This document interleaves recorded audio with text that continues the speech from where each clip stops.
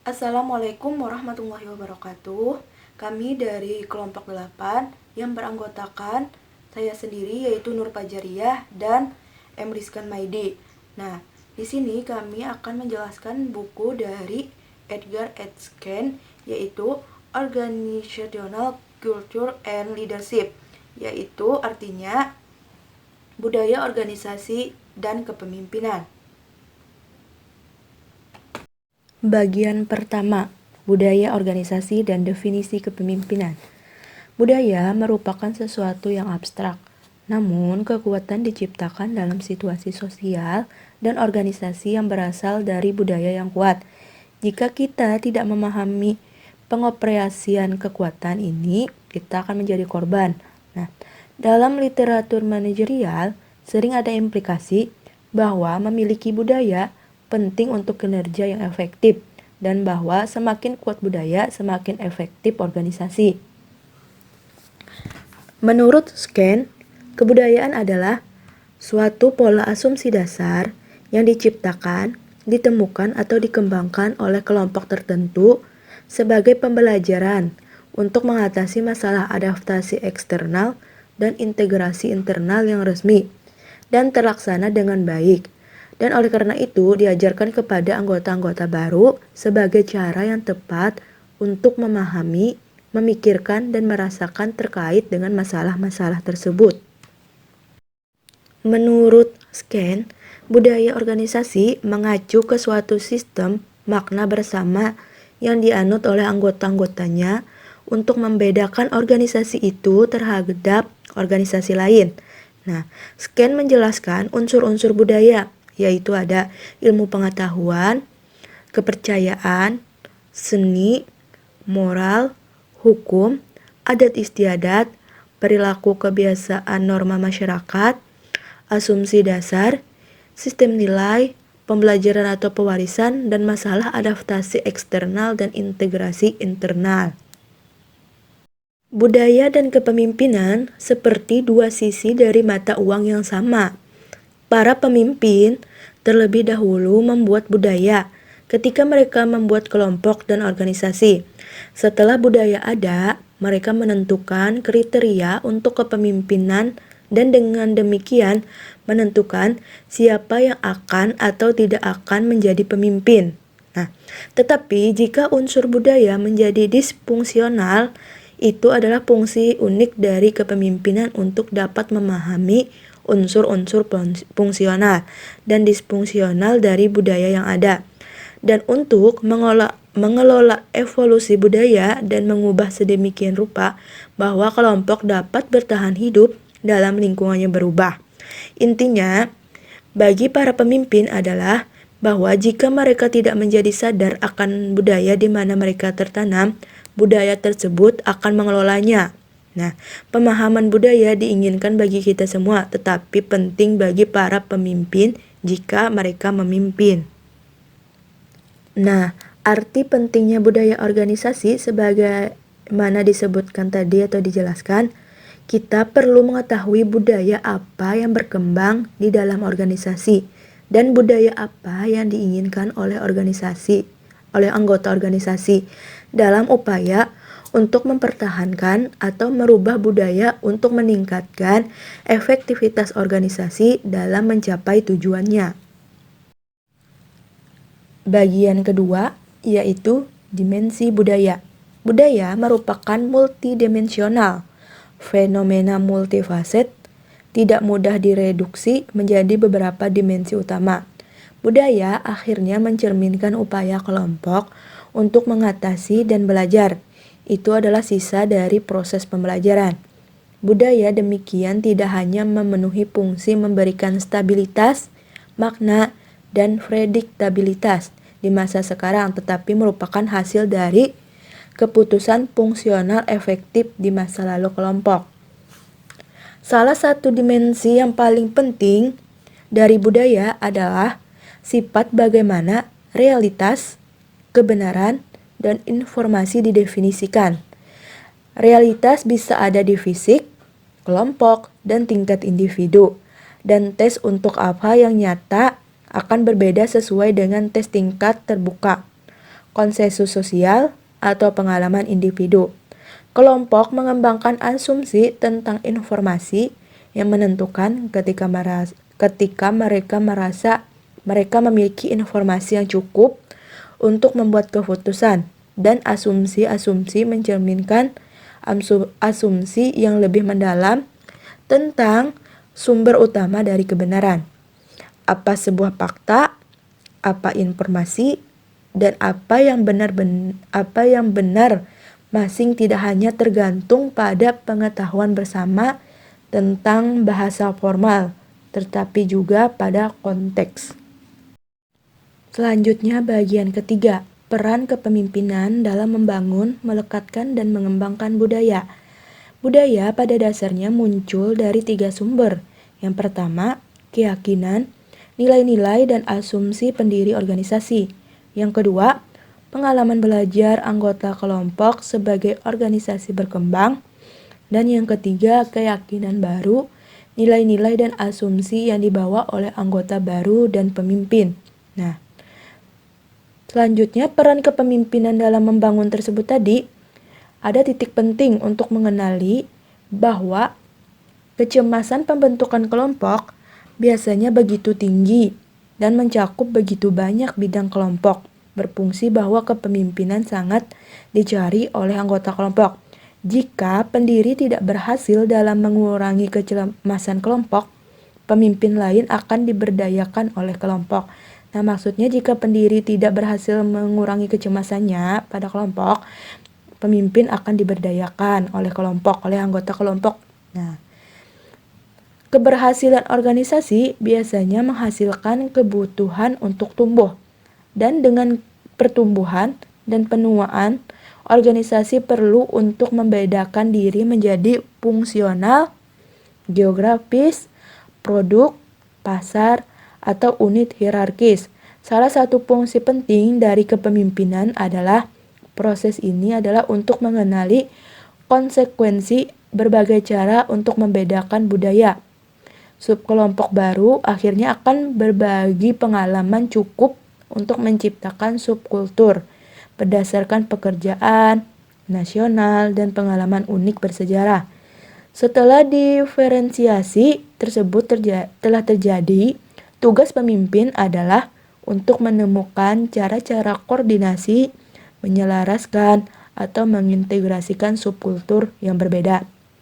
Nah, tugas pemimpin tersebut yaitu untuk menemukan cara-cara koordinasi, yaitu bagaimana mengkoordinasi antara kelompok dan pemimpin. Selanjutnya menyelaraskan, yaitu menyelaraskan antara seluruhnya. Yang ketiga tersebut tadi mengintegrasikan subkultur yang berbeda. Nah, selanjutnya Scan menyatakan bahwa budaya terdiri dari 3 lapisan atau 3 tingkatan, yaitu yang pertama ada artefaks.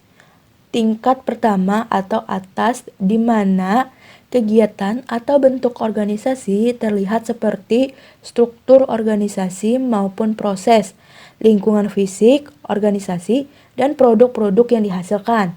Yang kedua ada exposed values. Tingkat kedua adalah nilai-nilai yang didukung, terdiri dari strategi, tujuan, dan filosofi organisasi. Tingkat ini mempunyai arti penting dalam kepemimpinan. Nilai-nilai ini harus ditanamkan pada tiap-tiap anggota organisasi. Dan yang ketiga yaitu ada underlying assumption, asumsi yang mendasari, yaitu suatu keyakinan yang dianggap sudah harus ada dari tiap-tiap anggota mengenai organisasi yang meliputi aspek keyakinan, pemikiran, dan keterikatan perasaan terhadap organisasi. Nah, Scan melihat budaya organisasi dari 3 variabel dimensi budaya organisasi, yaitu dimensi adaptasi eksternal, yaitu external adaptation text. Yang kedua, dimensi integrasi internal, yaitu internal integration text, dan dimensi asumsi-asumsi dasar, yaitu basic underlying assumption. Bagian 4 pada bagian 4 ini terdapat materi pemimpin yang mengelola perubahan budaya atau biasa dijelaskan yaitu mengelola perubahan. Ketika pemimpin mengelola perubahan, yang perlu dipahami oleh pemimpin itu ketika berfungsi sebagai agen perubahan atau agent of change atau tidak. Perubahan budaya itu adalah masalah utama. Yang pertama, model konseptual untuk mengelola perubahan budaya. Perubahan umum yang mengakui sejak awal kesulitan meluncurkan perubahan transformatif karena kecemasan yang terkait dengan pembelajaran baru. Proses perubahan itu dimulai dengan disconfirmation yang menghasilkan kelangsungan hidup, kecemasan atau perasaan rasa bersalah bahwa seseorang harus berubah. Tetapi kecemasan belajar terkait dengan harus mengubah kompetensi seseorang, peran seseorang atau kekuasaan posisi, elemen identitas seseorang, dan mungkin satu anggota kelompok menyebabkan penolakan dan resistensi terhadap perubahan. Satu-satunya cara untuk mengatasi resistensi tersebut adalah mengurangi kecemasan belajar dengan membuat pelajar merasa secara psikologis aman. Kondisi untuk menciptakan keamanan psikologis digambarkan. Jika terjadi pembelajaran baru, biasanya mencerminkan redefinisi kognitif yang terdiri dari belajar konsep baru dan makna baru untuk konsep lama dan mengadopsi standar baru evaluasi. Tujuan perubahan awalnya harus difokuskan pada masalah-masalah konkret untuk diperbaiki. Hanya ketika tujuan tersebut jelas adalah tepat untuk melakukan penilaian budaya untuk menentukan bagaimana budaya dapat membantu atau menghalangi proses perubahan. Selanjutnya, penilaian budaya sebagai bagian dari mengelola perubahan organisasi. Proses penilaian yang dijelaskan dan diilustrasikan mencerminkan sejumlah simpulan. Yang pertama, budaya dapat dinilai melalui berbagai proses wawancara individu dan kelompok. Dengan wawancara kelompok yang sejauh ini, metode yang lebih baik dari segi validitas dan efisiensi penilaian tersebut dapat berguna hanya dibuat dalam setengah hari. Yang kedua, sebuah penilaian budaya adalah nilai yang kecil kecuali terkait dengan beberapa masalah organisasi atau isu. Dengan kata lain, mendiagnosis budaya untuk kepentingan diri sendiri tidak hanya suatu usaha yang terlalu luas, tetapi juga dapat dilihat sebagai membosankan dan juga tidak berguna. Di sisi lain, ketika sebuah organisasi memiliki tujuan, strategi baru, dan masalah yang harus dipecahkan, sebuah agenda perubahan, maka untuk menentukan bagaimana dampak budaya masalah ini tidak hanya berguna tetapi dalam banyak kasus diperlukan. Masalah ini harus berkaitan dengan efektivitas organisasi dan harus dinyatakan sebagai konkret dengan cara memungkinkan.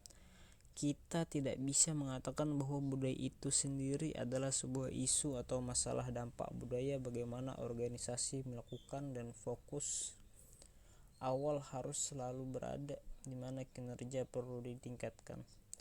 Kemudian yang ketiga, proses penilaian pertama harus mengidentifikasi asumsi budaya.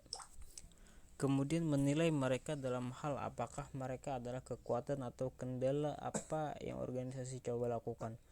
Dalam kebanyakan upaya perubahan organisasi itu jauh lebih mudah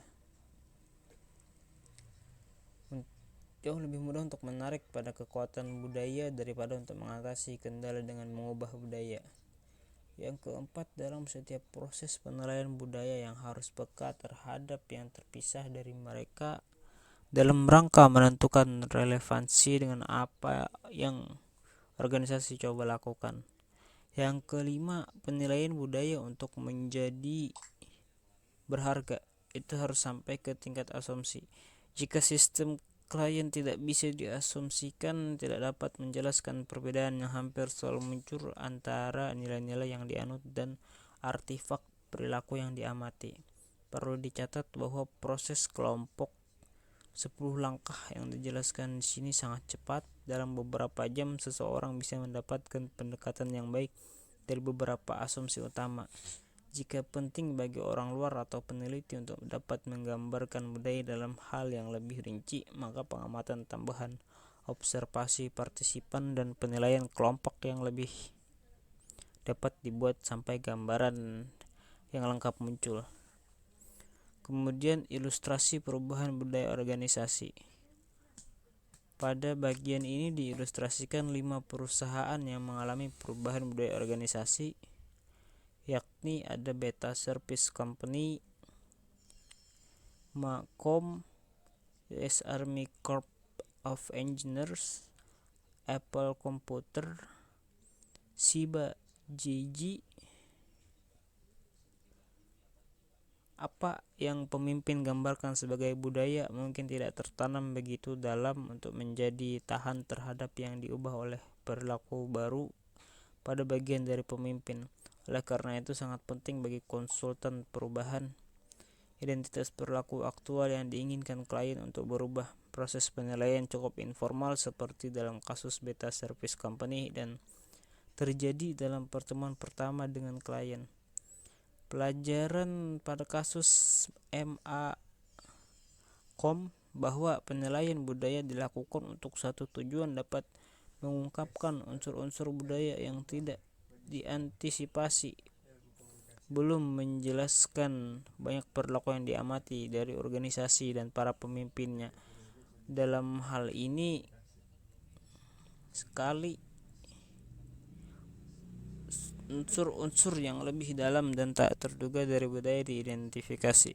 Agenda perubahan direvisi menuju solusi yang lebih baik. Kasus ini menggambarkan poin-poin penting berikut tentang mengartikan budaya dan mengelola asumsi budaya. Pertama, sebuah kelompok manajemen senior dengan bantuan fasilitator dari luar mampu menguraikan asumsi utama yang berhubungan dengan bisnis tertentu. Masalah dalam hal-hal ini apakah akan atau tidak mendorong sekumpulan nilai-nilai dan asumsi. Yang kedua, analisis budaya mengungkapkan beberapa asumsi yang terpusat terkait dengan masalah bisnis, sebagaimana dinilai oleh peserta. Namun unsur-unsur lain dari budaya yang jelas-jelas terungkap dalam artefak apakah tidak relevan. Sejauh setiap kebudayaan menjawab asumsi tentang hampir segala sesuatu, adalah penting untuk memiliki teknik mengartikan yang memungkinkan seseorang untuk menetapkan prioritas dan untuk menemukan apa aspek budaya yang relevan. Resolusi masalah bisnis tidak memerlukan perubahan budaya, bahkan kelompok menegaskan salah satu asumsi budaya yang paling sentral dalam konteks ini. Kelompok itu bagaimanapun menentukan beberapa prioritas baru untuk tindakan masa depan, mengembangkan kebijakan umum dan praktek di bidang bisnis tertentu. Seringkali apa yang dibutuhkan adalah perubahan dalam praktek bisnis dalam konteks budaya tertentu, belum tentu perubahan budaya. Pada kasus US Army Corps of Engineers menggambarkan bahwa kita bisa mendapatkan kelompok untuk menguraikan unsur-unsur utama dari budaya, dan bahwa ini bisa menjadi latihan yang berguna dalam menjelaskan apa yang mungkin strategis. Hal ini juga terbukti sekali lagi bahwa penilaian budaya tidak menyebabkan perubahan budaya meskipun yang mungkin telah terjadi menjadi tujuan awal. Apple Computer pada tahun 1991 memutuskan untuk melakukan analisis budaya sebagai bagian dari perencanaan. Latihan jangka panjang difokuskan pada masalah sumber daya manusia. Seberapa besar perusahaan akan berada dalam 5 tahun? Orang macam apa yang akan dibutuhkan dan di mana harus dicari sendiri secara geografis di bawah skenario ukuran yang berbeda. Sebuah kelompok kerja 10 orang yang terdiri dari beberapa manajer lini dan beberapa anggota dari fungsi sumber daya manusia diberi tugas mencari tahu bagaimana budaya Apple akan mempengaruhi pertumbuhan dan apa dampaknya mungkin pada jenis orang yang akan tertarik di masa depan. Hasilnya adalah satu kelompok insider termotivasi disediakan dengan suatu proses untuk memecahkan budaya. Yang kedua, menyatakan asumsi yang mengatur kemungkinan manajer perusahaan untuk menilai mana strategi mereka yang mungkin mengalami kendala budaya. Secara khusus, mereka menyadari bahwa jika mereka tumbuh dengan cepat dan memasuki pasar bisnis yang luas, mereka akan harus berurusan dengan anggota organisasi mereka yang tumbuh di bawah asumsi. Yang ketiga, Apple menegaskan bahwa kembali asumsinya tentang keutamaan tugas dan tanggung jawab individu dengan mulai mengartikulasikan secara eksplisit filsafat ada kewajiban timbal balik antara perusahaan dan karyawannya. Ketika PHK menjadi penting, perusahaan hanya mengumumkan mereka tanpa permintaan maaf dan membawa mereka keluar. Apple salah satu perusahaan pertama yang mengartikulasikan bahwa keamanan kerja secara bertahap akan memberikan cara untuk keamanan kerja, dengan mana mereka berarti bahwa orang yang akan cukup belajar selama beberapa tahun di Apple menjadi menarik bagi majikan lain jika diberhentikan. Pada kasus Shiba JJ, topik kreativitas dan pendekatan mengajar untuk kelompok benar-benar kongruent dengan asumsi Shiba JJ bahwa satu, kreativitas adalah penting dalam ilmu pengetahuan, yang kedua, pengetahuan diperlukan melalui proses ilmiah, dan yang ketiga, pengetahuan dikomunikasikan melalui ahli dengan cara didaktik. Berdasarkan apa yang diamati oleh Shen, Shiba JJ berhasil melatih krisis organisasi besar yang melibatkan banyak unsur budayanya.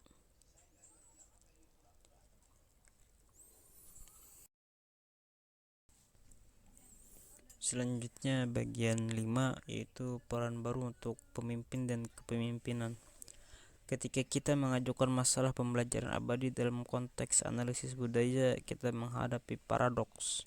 Budaya adalah stabilizer, kekuatan konservatif, cara untuk membuat hal-hal yang bermakna dan dapat diprediksi. Banyak konsultan manajemen dan teori telah menegaskan bahwa budaya yang kuat yang diinginkan sebagai dasar untuk kinerja yang efektif dan abadi. Tapi budaya yang kuat secara definisi stabil dan sulit untuk berubah jika dunia menjadi lebih bergolak, membutuhkan lebih banyak fleksibilitas dan pembelajaran. Apakah ini tidak berarti bahwa budaya yang kuat akan semakin menjadi kewajiban? Apakah ini tidak berarti maka bahwa proses penciptaan budaya itu sendiri berpotensi disfungsional karena menstabilkan hal, sedangkan fleksibilitas mungkin lebih tepat, atau mungkin untuk membayangkan budaya yang pada dasarnya adalah belajar berorientasi adaptif dan fleksibel. Bisakah satu menstabilkan belajar terus-menerus dan berubah? Apa budaya yang disukai belajar terus-menerus dan fleksibilitas terlihat seperti untuk Chen telah mencoba untuk mengartikulasikan karakteristik budaya belajar dan implikasinya bagi kepemimpinan. Realitas menciptakan budaya seperti di dunia yang semakin bergolak dan tak terduga diidentifikasi